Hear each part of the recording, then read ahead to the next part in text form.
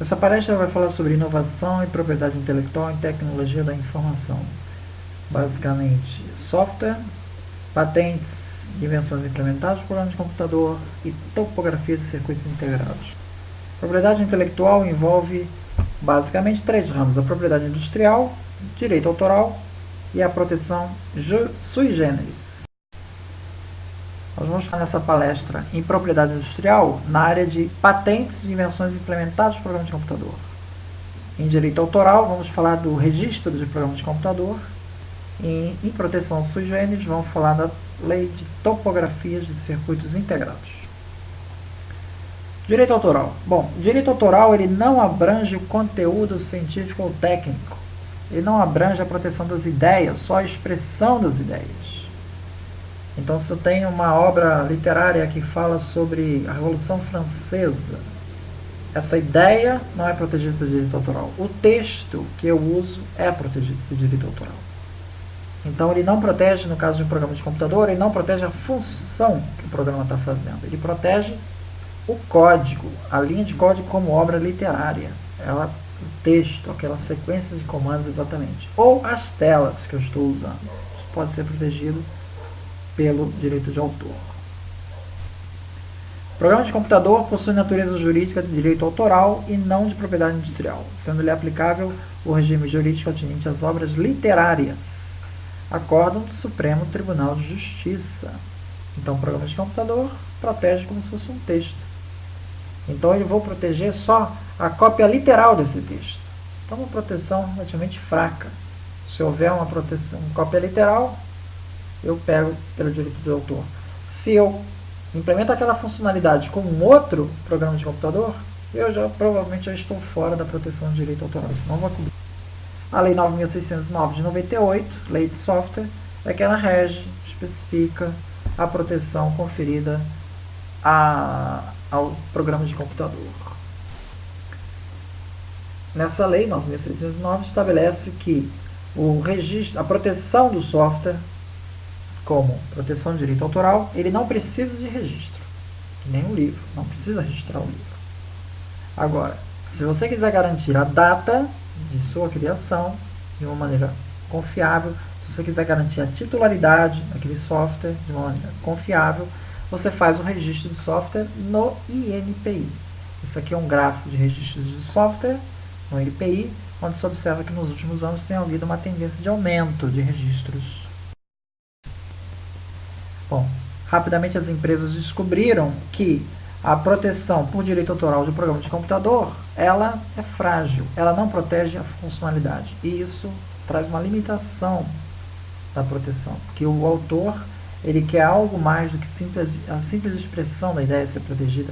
Um caso que foi matéria de julgamento pela Suprema Corte dos Estados Unidos foi o processo da Apple contra a Microsoft, que no Windows 3.1 implementou uma interface gráfica que copiava o conceito presente já no Macintosh.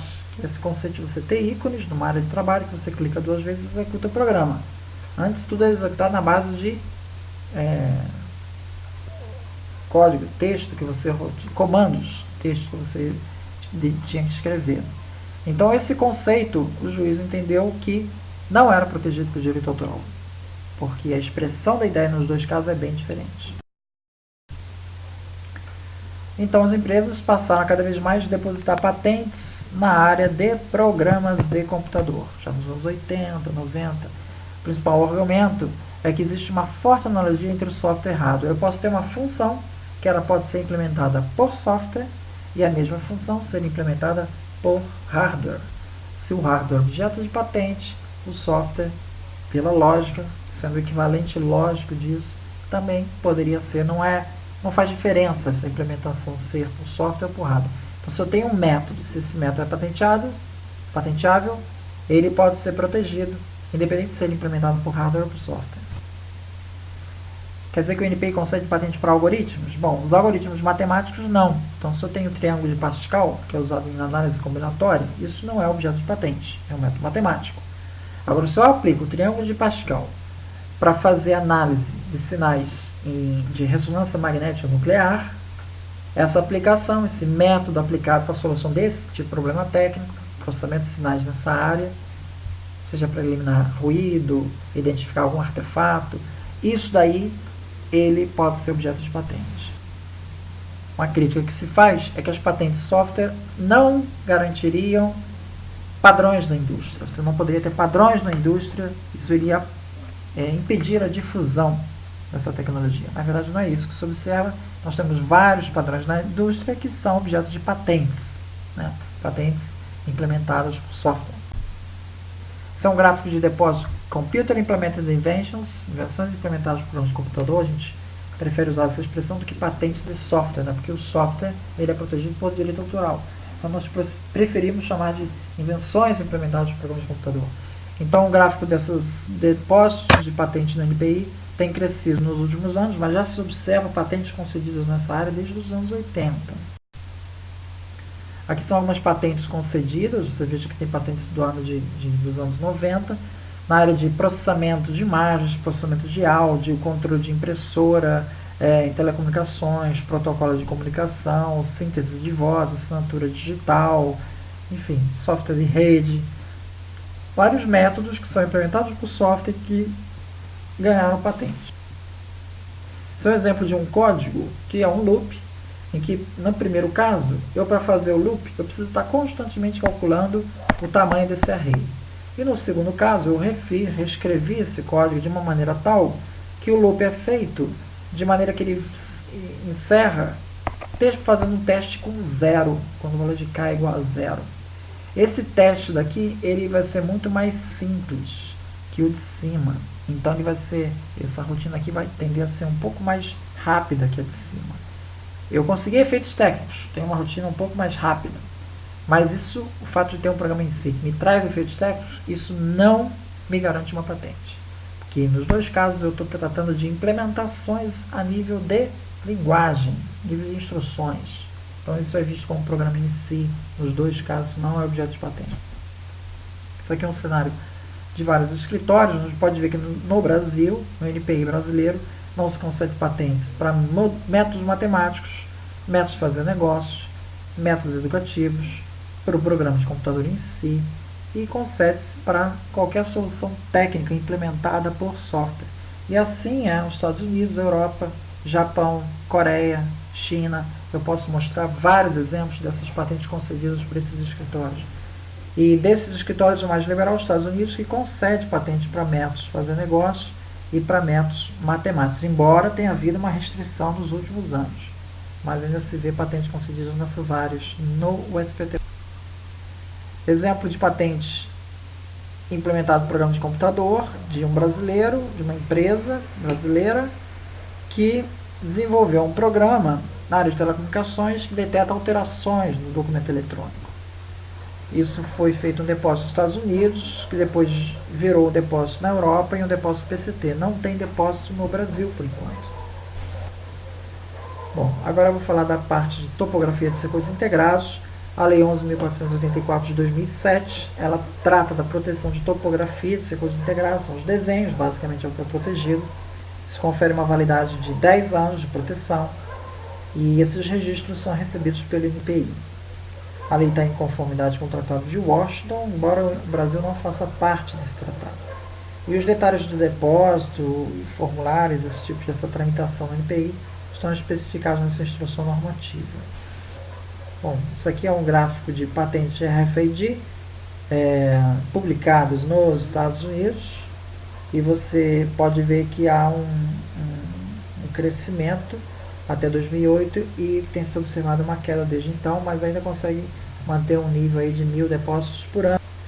No Brasil, a mesma tecnologia de RFID também tem recebido patentes, tá? Tem sido depositados no NPI e que são patentes tem havido uma pequena queda que gira em torno de 40 por ano. Então, existem nessa área de RFID patentes, ou seja, existe parte dessas criações são protegidas na forma de patentes. Aqui algumas patentes do CEITEC, identifiquei 4 patentes na área de RFID CEITEC.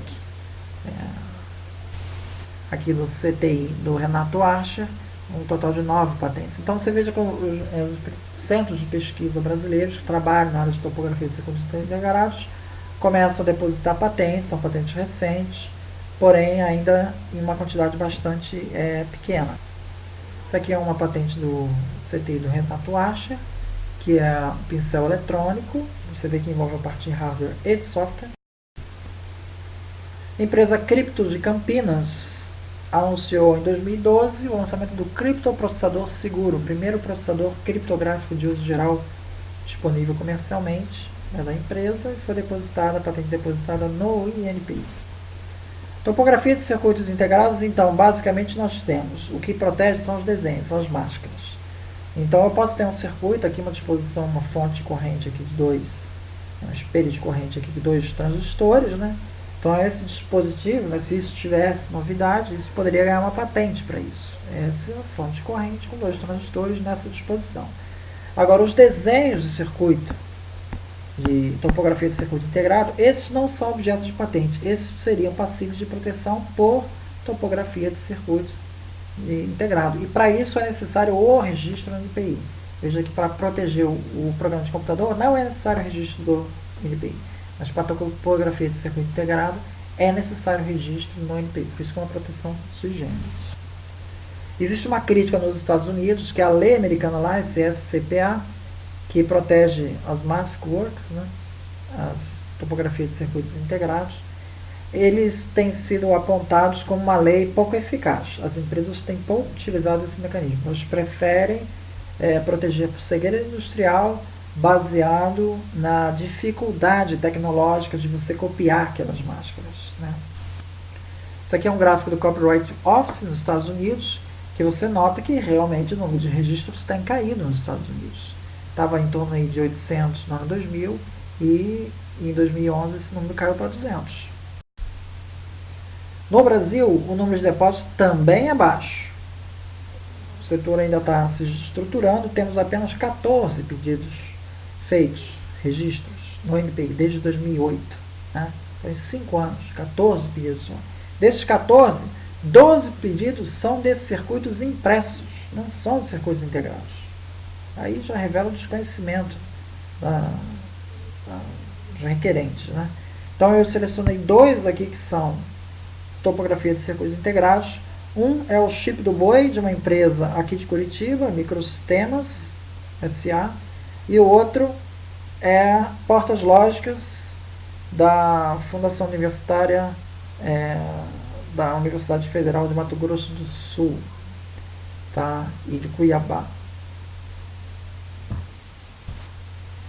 Bom, a CIETEC, você nota que não tem nenhum depósito de registro de topografia de circuito integrado. Segundo ela alega que, segundo ela, a lei permite engenharia reversa, ainda que obtido fotografias dos saídos por inspeção. Então, se eu pego um circuito integrado e eu, para o microscópio, eu consigo visualizar os desenhos, tiro uma foto e faço uma réplica, uma cópia disso, ela, na leitura do CIETEC, isso seria engenharia reversa e permitido. A lei topografia de circuito integrado, ela permite essa engenharia reversa. Bom, no entendimento do NPI, em tese, essas cópias são obtidas a partir do próprio desenho da máscara. Então, isso configuraria uma cópia do desenho. Né? Então, em tese, isso seria uma violação do registro. Né? O que estaria protegido por engenharia reversa é o caso de que eu não tenho acesso ao desenho da máscara. Eu boto um conjunto de entradas e pelas saídas eu consigo entender qual é o circuito. Então, essa engenharia reversa em que eu não tenho acesso ao desenho ou ao desenho literal, isso não seria violação da topografia do circuito integrado.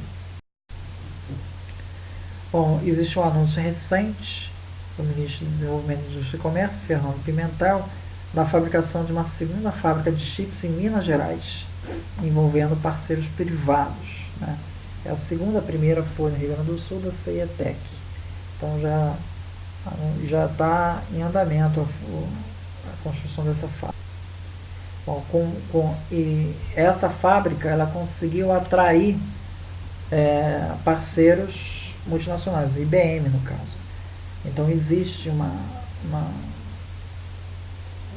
um resultado da Lei de Proteção de Topografia de Circuito Integrado, que isso conseguiu trazer o interesse, foi um dos elementos, né, que trouxe o interesse da IBM em ter uma fábrica aqui no Brasil. Bom, qualquer dúvida na área de patentes, aí estão os contatos, na área de registro de software e topografia de CI, esses são os contatos. Muito obrigado.